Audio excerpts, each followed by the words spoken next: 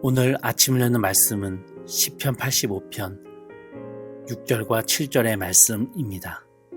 주께서 우리를 다시 살리사 주의 백성이 주를 기뻐하도록 하지 아니하시겠느냐. 여호와여 주의 인자하심을 우리에게 보이시며 주의 구원을 우리에게 주소서.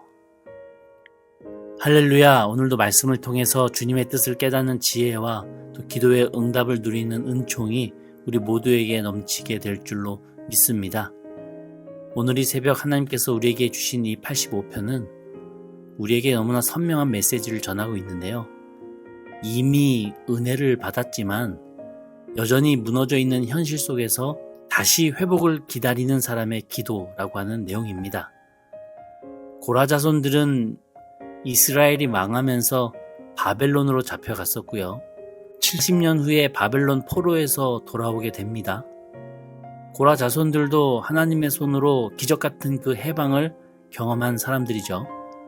하지만 정작 고국으로 돌아와 보니까 현실은 상상했던 것보다 훨씬 더 참혹했다고 하는 거예요. 무너진 성벽, 불타버린 성전, 붕괴된 경제, 연이은 흉년, 여간 사는 게 참 어려운 게 아니었습니다. 또 주변에 있는 민족들인 사마리아, 암몬, 모압, 이 나라들이 상대적으로 강해져 버려서 끊임없이 재건을 방해하며 공격을 해와요. 분명 하나님의 은혜로 이스라엘 고국으로 돌아왔지만 기대했던 회복은 보이지 않았고 분명 축복을 받았다고 확신했지만 삶은 여전히 고단합니다.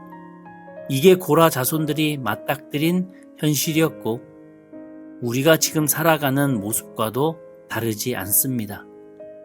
이때 우리가 드려야 할 기도가 바로 이 시편 85편의 기도입니다. 내용을 한번 보겠는데요. 먼저 고라 자손들은 1절부터 3절에서 과거의 은혜를 고백합니다. 1절인데요.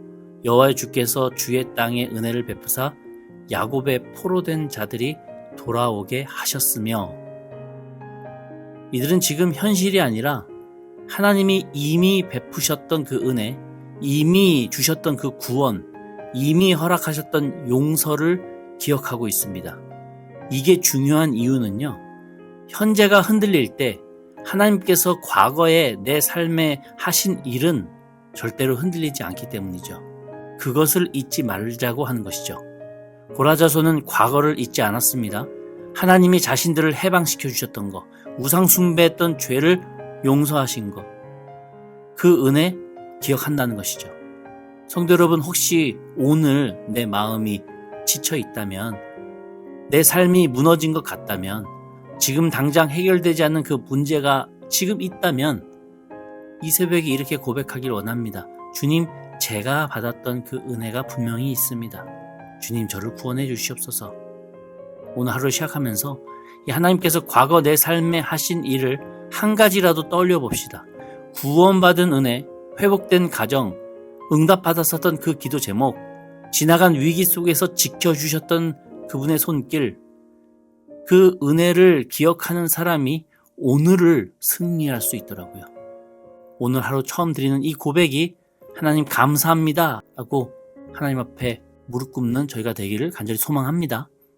이어서 4절부터 7절에 보시면 고라 자손들은 이제 현재의 고통 속에서 부르짖고 있습니다. 이스라엘로 돌아온 현실은 여전히 고단했죠. 경제적인 빈곤, 흉년, 농사의 실패, 공동체 내부의 갈등과 불안, 영적 침체와도 같은 이 현실은 바벨론 포로 생활보다도 더 어려운 것처럼 느껴졌습니다. 그럴 때 그들의 입에서 나온 기도의 핵심은 바로 6절인데요. 주께서 우리를 다시 살리사.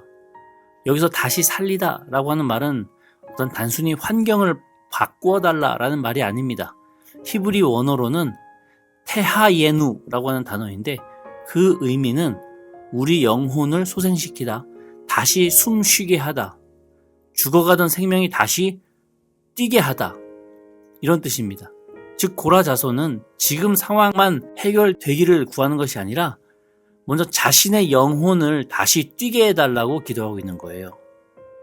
이 현실을 돌아보다 보니까 어느덧 하나님을 향한 내 영혼이 뛰지 않고 있더라 라는 것을 반성하고 있는 것입니다.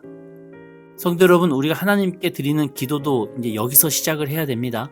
하나님, 먼저 제 마음이 다시 살아나게 하여 주시옵소서.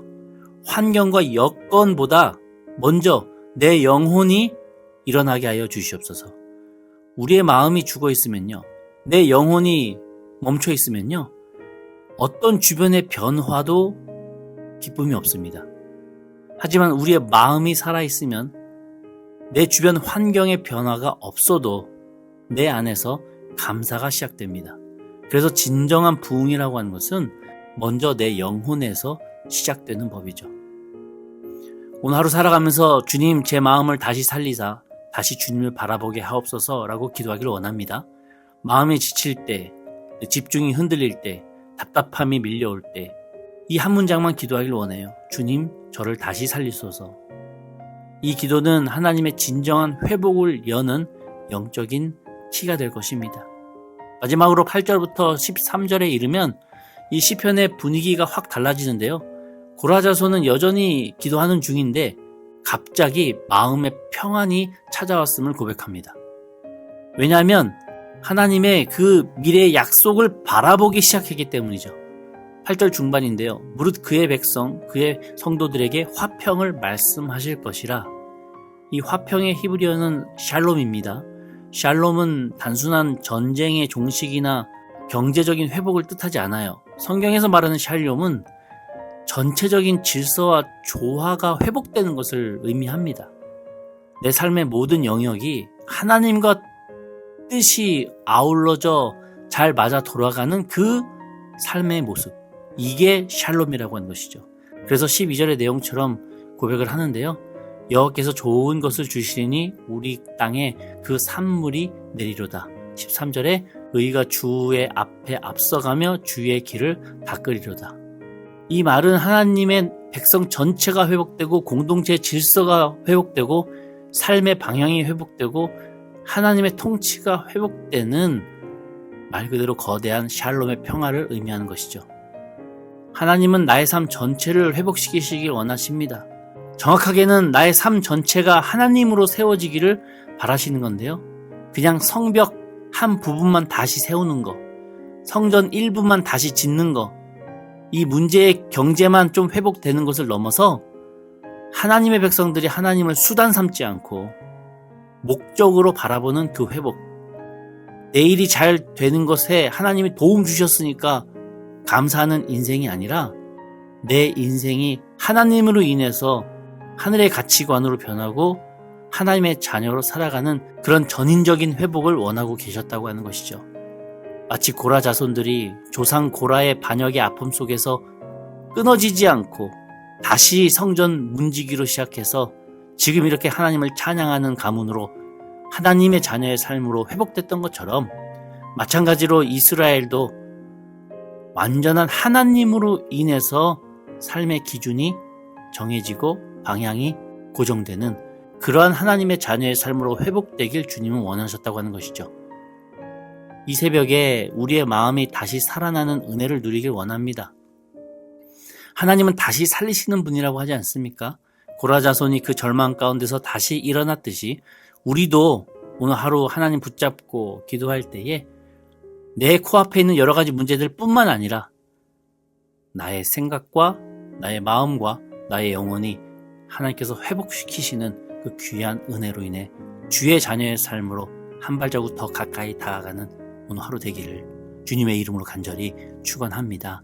아멘. 우리 함께 기도하시겠습니다.